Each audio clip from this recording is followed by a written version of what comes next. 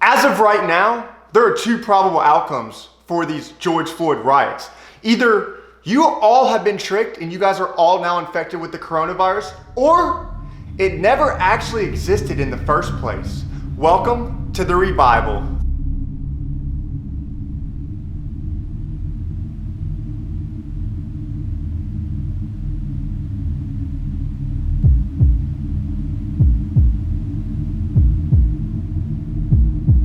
The spread of the coronavirus. Morning, there are new suspected cases in California, Oregon, and Washington. Friday, someone in her state tested positive for coronavirus. What is the latest when it comes to the COVID-19 mortality crisis in the UK? The test for the coronavirus, The COVID-19. And almost no social distancing. Help is on the way. Being of confirmed coronavirus right now. So now the federal government says it will use the Quarantine Act to force travelers to isolate. The penalties for contravening the order include a $1 million fine and 3 years in jail.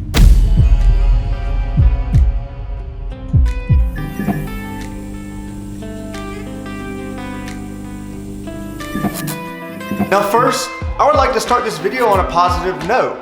This is footage from downtown Fayetteville of police kneeling down with the protesters. Now this is something that I can stand for, and this is something that I can get with. This is peaceful protesting, and this is something that I will always approve of. Everyone's voice needs to be heard, but we need to make sure we're doing it the right way. Now, before I really dive deep, I mean really deep into this topic, we have to have a talk about the last 2 months.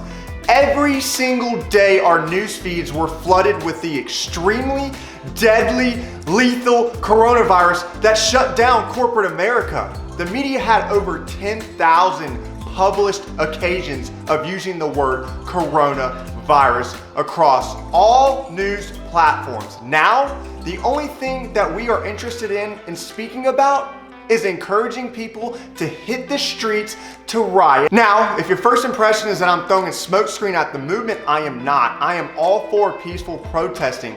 But is it not kind of odd that the capacity of these riots are extremely large and effective in almost every state?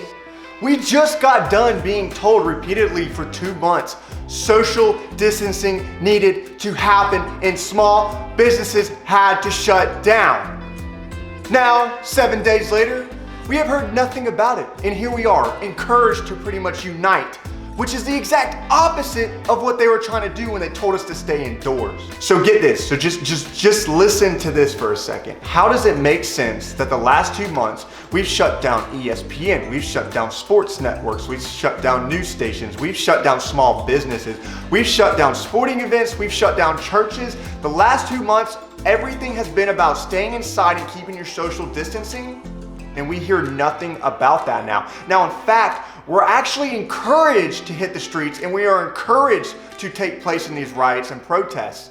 Now, there's governors across the world that repeatedly told people that they needed to stay inside and they needed to practice social distancing. And Roy Cooper himself, the North Carolina governor, said that he was not comfortable opening back up our state, but he is comfortable encouraging thousands and thousands and thousands and thousands of people to gather in the streets to fight for this cause. Now, this raises so many red flags to me. Why were you just telling people to stay inside and just telling us we cannot open back up our state? But you encourage people to stand shoulder to shoulder in the street with 10,000 people and fight for an injustice system. Now, the first thing that I would like to really speak about is the power of perspective the media plays on us every single day. As we do all the dirty work for them to just sit back and laugh at how gullible we really are, they told us to lock ourselves in the home for 2 months, and we did that. They told us to hit the streets and fight injustice, and the majority of us did that. Now, these two events playing each other back to back have to be from a structured plan to implement something or push an agenda.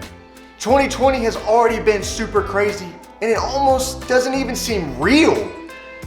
Now, if we go back in time to every election year around this time, tension is at an all-time high, and we are divided like never before. This is because they have to divide us into two categories. And with the death of George Floyd, it seems to have created 4: white Republican, white Democrat, black Republican. Because hating someone because they were in a different party is no longer good enough. They wanted to divide us. Page yet. My last point I would like to go over is the massive divide this entire event has caused our country. It is extremely sad to see how many vile and aggressive people there are out there, especially when your views do not align with theirs. I am all for the fight of equality, and I want to be there for everyone, and I want everyone to be treated the same. We have to make positive progress, and right now we are in the middle of a political vomit, and we are doing their messy jobs for them. Keeping us divided allows them to control us even more. Closer you are, love your neighbor and spread the word. It is our duty at this point to hold each other accountable. The media wants us divided.